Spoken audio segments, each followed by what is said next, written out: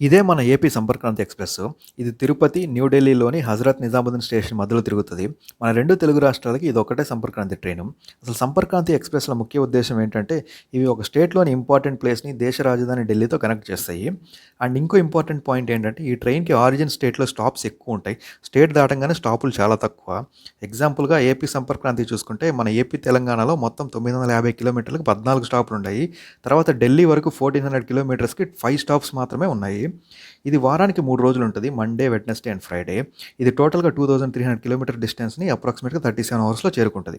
మరి ఈ train number వచ్చేసి తిరుపతి, నిజాముద్దీన్ మధ్య 12707 అండ్ నిజాముద్దీన్, తిరుపతి మధ్య 12708. ఈ ట్రైన్‌లో మొత్తం 4 general, 7 sleeper, 4 third AC, 1 second AC, 1 first AC and pantry car కోచ్‌లుంటాయి. ఇది కంప్లీట్‌గా ఎల్‌హెచ్‌బీ కోచెస్‌తో అప్‌గ్రేడ్ అయ్యి ఉంది.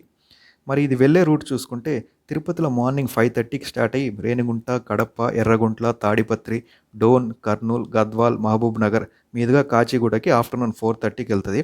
తర్వాత కాజీపేట్, రామగుండం, మంచిర్యాల్, బెల్లంపల్లి, సిర్పూర్, కాగజ్‌నగర్ ఇక్కడితో తెలంగాణ లాస్టు. తర్వాత బల్హర్ష, నాగ్పూర్, భోపాల్, ఝాన్సీ, గ్వాలియర్ మీదుగా హజరత్ నిజాముద్దీన్ వెళ్తది.